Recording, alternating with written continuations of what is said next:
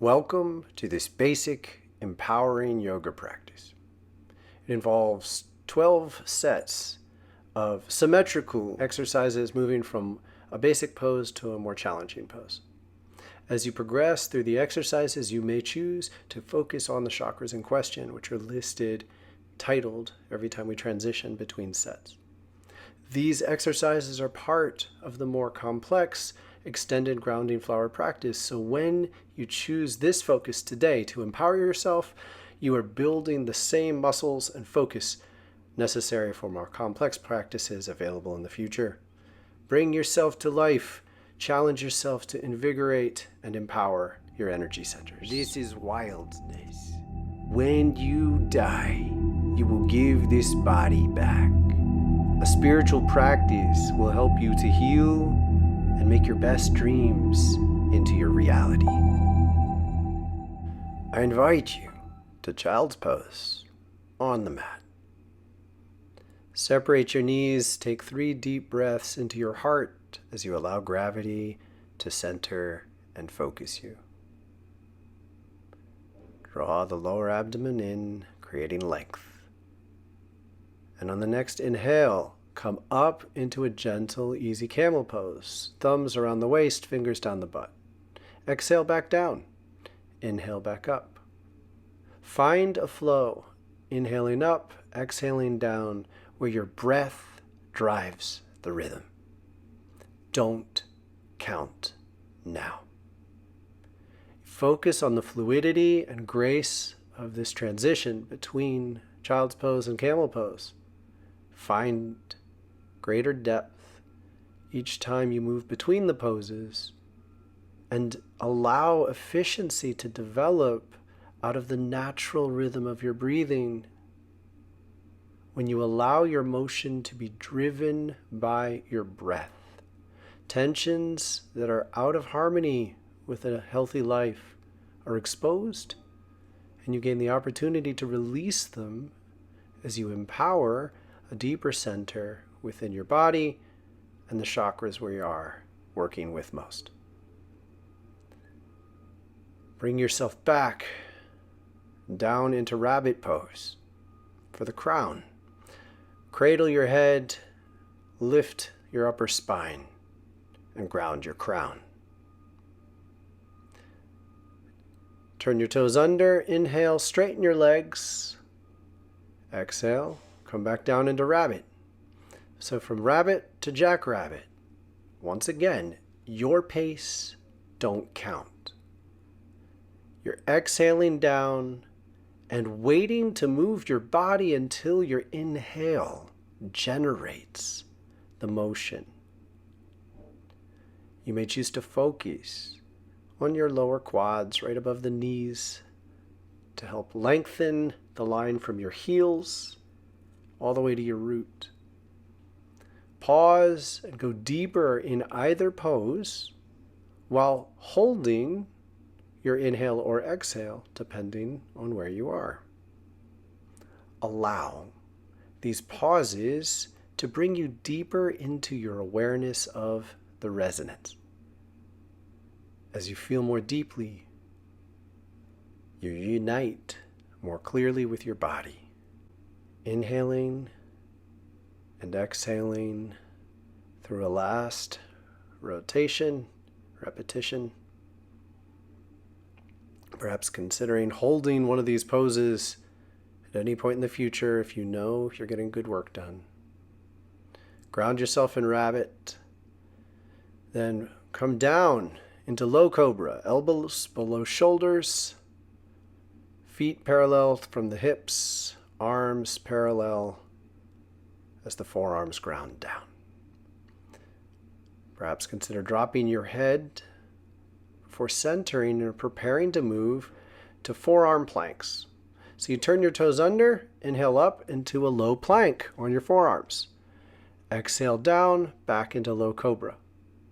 Inhale up, low plank.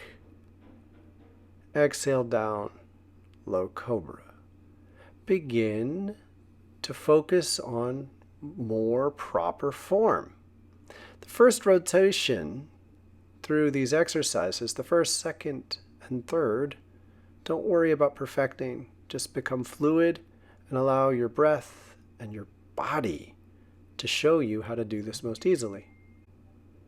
Gradually, bring your awareness of form more to the forefront. So you want to tuck your tailbone to straighten the line from your heels through your shoulders. Bring the strength of your core into bear when you're up in the plank and begin focusing more and more on straightening this line. When you prioritize fluidity between the poses first, you can bring in corrections in a way that is far more effective and maintains your focus deeper into your chakras. Rotate around onto your back in a low bridge pose. So you're down, you're grounding your lower back. Your arms are open and your fingertips could just brush your heels. Inhale up into bridge, exhale down. Begin to follow this rhythm, inhaling up and exhaling down, feeling free to take much more or less time than I am taking in the video. Gradually bring your awareness of form into focus. So you're going to tuck your shoulders under a little more, so you're grounding between the arch of your feet all the way to your shoulders. And you're searching for a greater depth to the poses while remaining fluid with the breath. One of the best gifts of this empowering practice is you keep going back and forth between two poses, but your relationship to the poses changes. So you are finding more fluid ways to go deeper and training your mind to be a supplement to the fluid movement of your body rather than a domination over how you move your body. One final repetition. Rest with your lower back to the floor and extend your legs into corpse pose. It's called corpse pose because you're dead. You stop trying. Experience this before entering the repetitions. Leg lifts. Exhale as you lift. Usually we inhale, but we exhale because we're closing our body on this exercise. So you're compressing. Exhale up. Inhale down as your belly opens. Exhaling up, inhaling down. You may choose any height that works to allow you to keep doing this exercise for the 2 minutes we dedicate to each set. Don't count. Do focus on becoming more fluid with an absolute priority. Your breath is driving this. You want to wait until your breath naturally moves before you move your body as an extension of your breathing.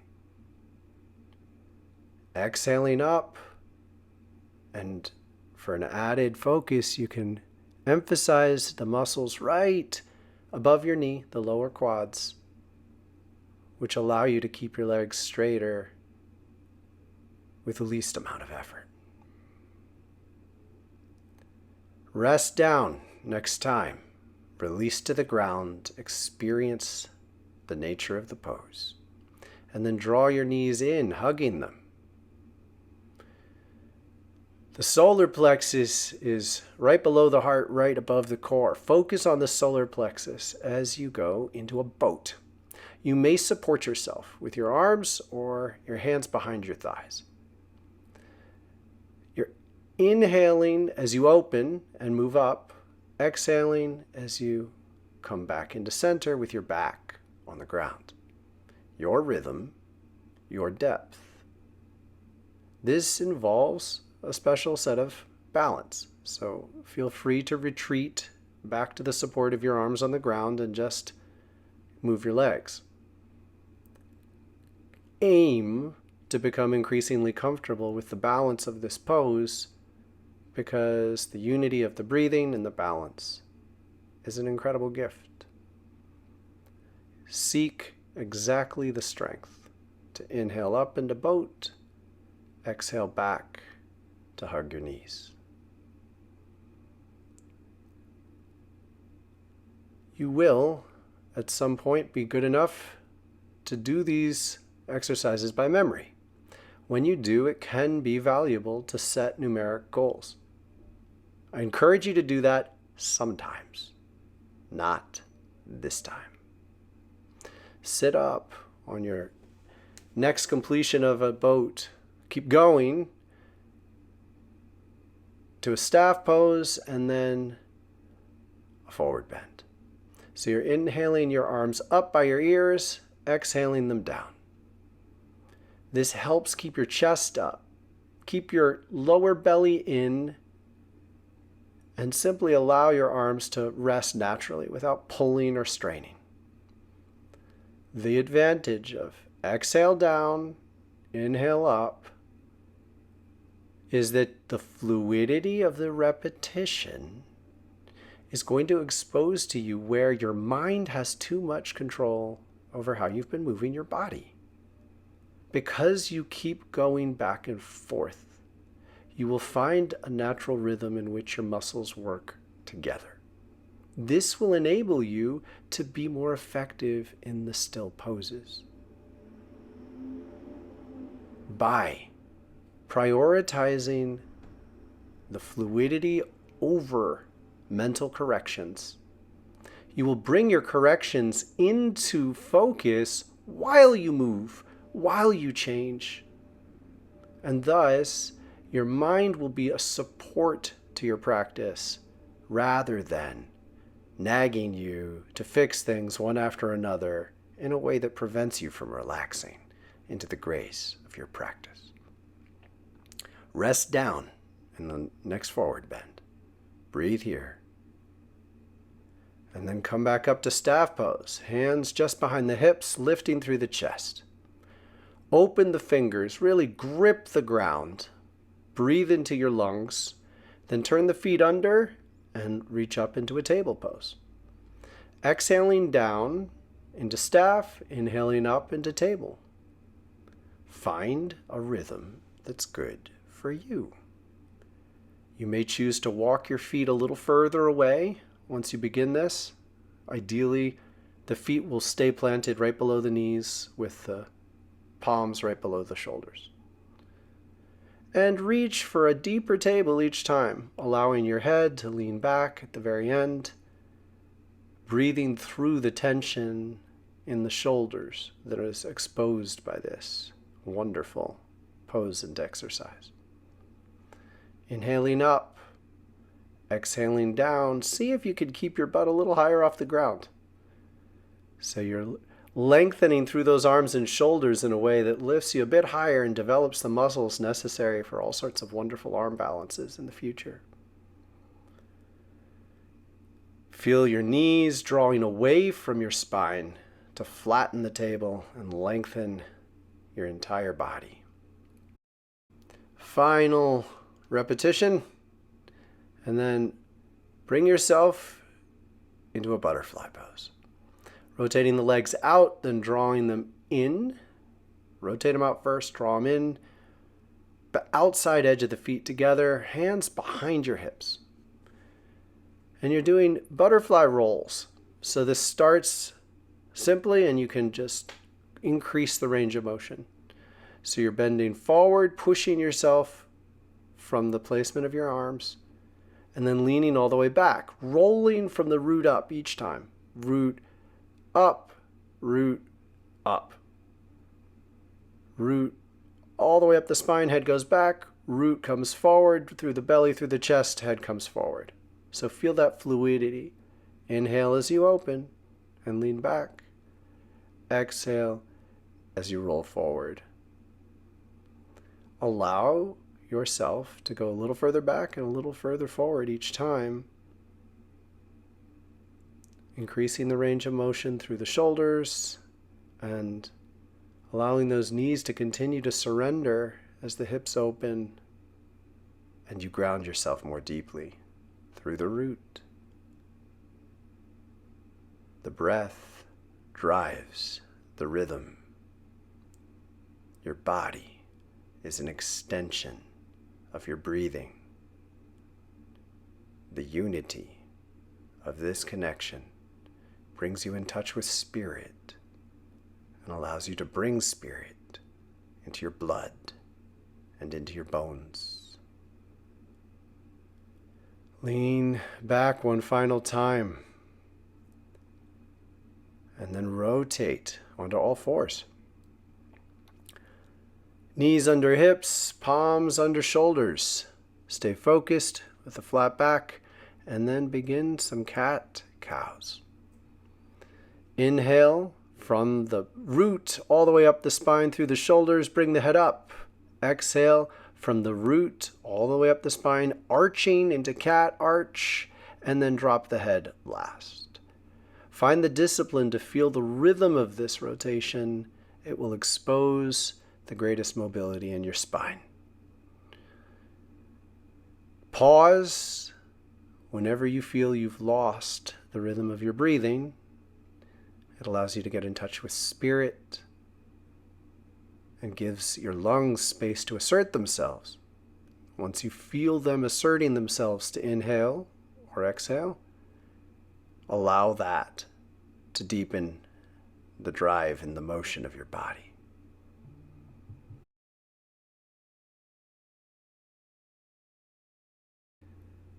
Rest after your final cat. Drop your elbows below your shoulders, grounding them, forearms parallel. Then lift the elbows and reach back into puppy pose. With the correct distance, your butt will not reach your heels. Inhale your way forward into an up dog with the knees on the ground. Exhale to puppy. Inhale, up dog. Neck and head are last priority. Lift through those shoulders. And then extend through the shoulders in puppy. Lifting through up dog. And then dropping that chest and rotating the shoulders out in puppy. I turn my toes under here to give some grounded leverage going back and forth. You don't have to. You can keep the top of the feet flat. Just maintain enough distance between your palms and knees that when you're back in puppy pose, you can fully extend through those arms. The elbows up, the head and chest are still up. They don't touch the ground. And then the butt is not going all the way down. Each time into the pose is a chance to find a deeper and more extended resting place. You're aiming for the deepest pose with the least effort, always. And the repetitions give you a chance to find that. Rest and then exhale your way back into a low squat. If you can't comfortably do this, you're going to stay down on your knees and just lean forward and back and use this as a final rest. Just taking the effort out of it. You're inhaling up into you're not lifting your feet into crow pose. You're just putting all your weight down through the palms and the toes brace you. And then you're exhaling back down into the lowest squat you can find. You may put a limit on either end of this. So you only go as far down as you can. You only put as much weight through your arms as you can. And at any point, you can go down to your knees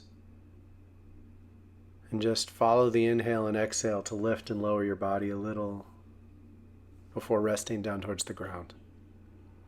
If you do choose to, and naturally can, you can explore, lift your toes up a little as a final challenge. Don't do that unless you can do it fluidly. You're prioritizing the completion of the practice here.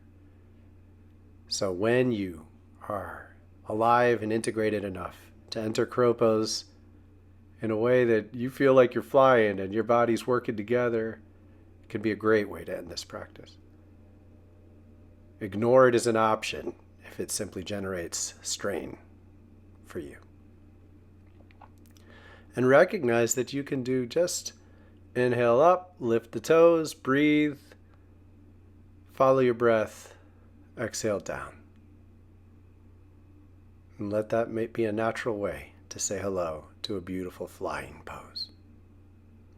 Before exhaling your way down to the ground in child's pose, you're going to open your knees a little, draw your abdomen in. The big toes should just touch. And then you can inhale, lift your chest a little, and reset your hands and arms. So you're drawing length out of your spine and creating depth through the abdomen and chest as each exhale releases the practice into the ground. Feel the momentum of the time you have been spending in yogic motion. It's present inside your body, yearning to keep moving, and you will bring stillness into this space and breathe to address all final tensions and dissolve them.